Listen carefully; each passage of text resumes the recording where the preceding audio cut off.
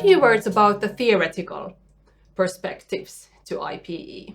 I previously referred to IPE as a method of inquiry and suggested that although it is not a discipline, there are certain theoretical and methodological frameworks that IPE scholars characteristically use.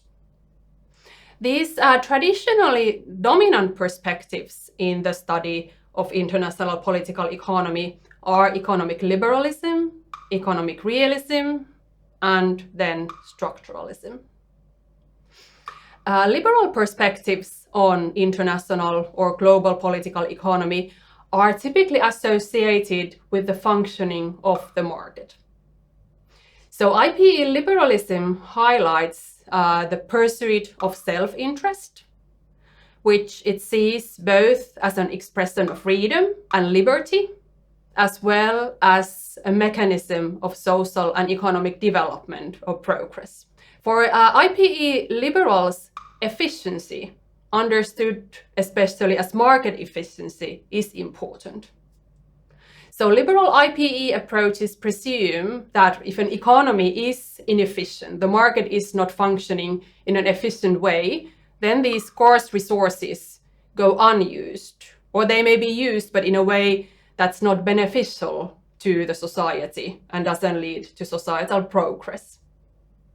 IPE liberalism has actually provided the basic principles for what is known as economic globalization.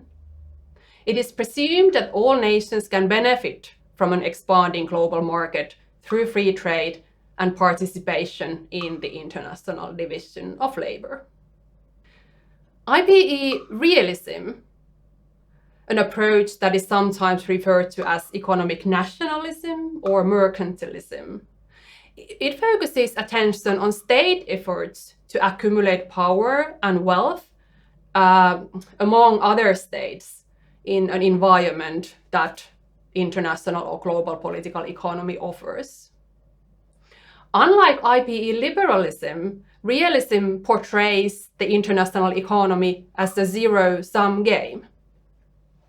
This means that the gain of one nation or state in global economy is assumed to be another nation's loss. So zero-sum game in this respect. The approach shares a lot with IR realism that some of you might be familiar with, as it takes state sovereignty as its point of departure and assumes that national interests prompt states to seek to protect their domestic societies from physical harm or from the influence of other states. And besides liberalism and realism, the third mainstream approach in IPE is structuralism. And this strand is often associated with the work of Karl Marx and Marxist analysis, as well as their criticism.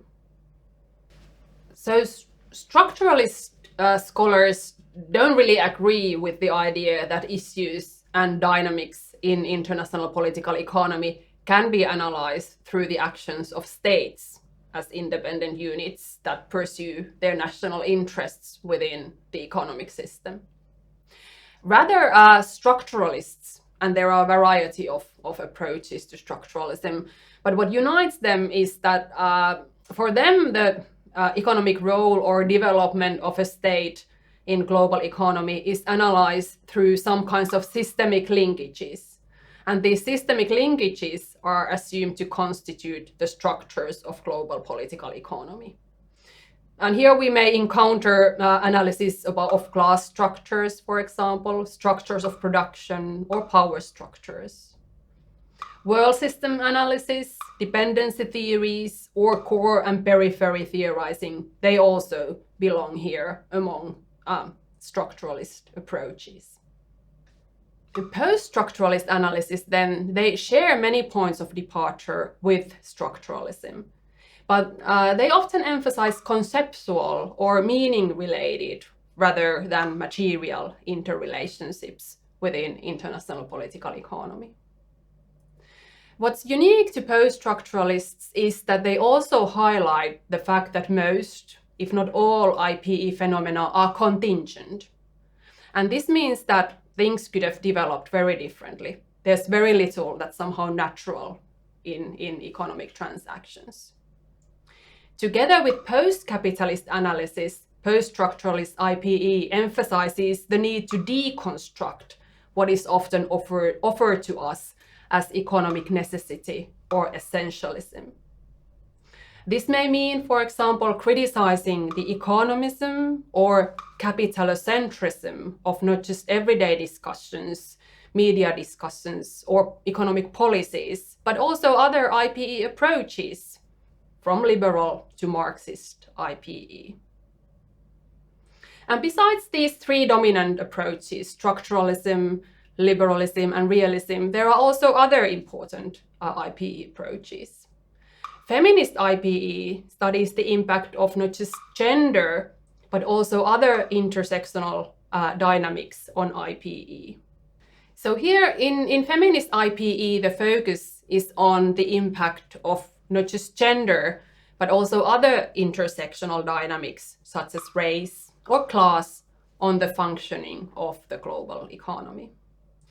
Some feminist IPE scholars have analyzed themes such as the gender pay gap, which means that women or non-binary people may be typically paid less than men for same jobs.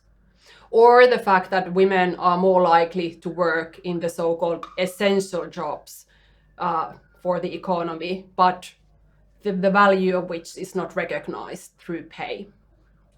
The structuralist approaches, or more structuralist feminist approaches, have highlighted how contemporary capitalist economy relies on various forms of oppression. And this generates vulnerability, especially among gendered and racialized populations. In my own research, for example, I have analyzed how the continuing availability of cheap migrant labor in global cities or metropolises of the world presumes that this labor force is reproduced by feminized and racialized subjects elsewhere outside of the global cities. And this is what makes that labor force cheap in a way or disposable. There are also a post or decolonial analysis in international political economy. And what unites these approaches is that they have pointed out that the Euro modernity and the notions of progress, development, or growth that come with it are intimately associated with the historical processes of colonialism, imperialism, and racism, and that they are ongoing still today.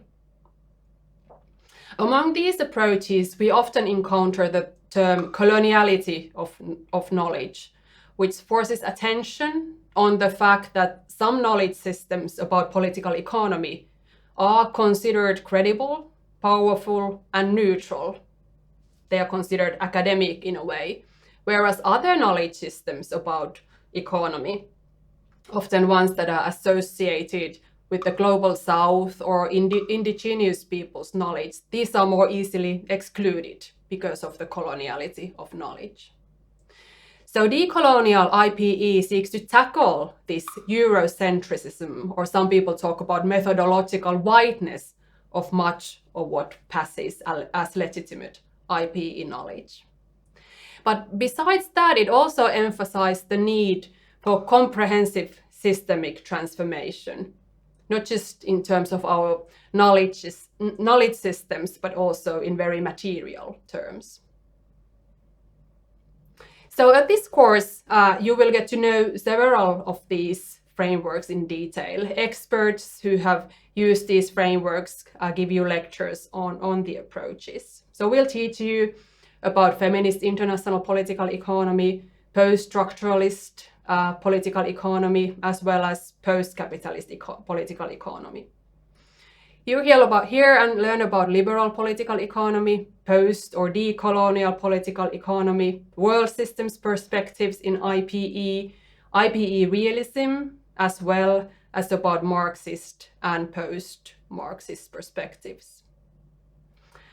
These theoretical perspectives share certain things, at least their interest toward international political economy, interaction of politics, economy, and society, but they also differ in their ontological points of departure. So what does this mean? This means that there are differences in what they assume international political economy is all about, as some of the examples above or what I said previously perhaps showed already. This means that in their inquiries, the approaches emphasize different actors, or they may put an emphasis on different kinds of structures and practices. And they also rely on different analytical strategies. And as a result of all this, the solutions to problems may also be quite different from each other. So at this course, we would like to invite you to study these perspectives with an open mind. There's certainly an informed and insightful story behind each of them. So don't necessarily think about any of them as the ultimate truth. Think about them as systemic bodies of knowledge that help you to analyze what's going on in global political economy at the moment. And think about them as offering you tools that enable you to point out or to notice certain things that you might not notice without the help of these approaches.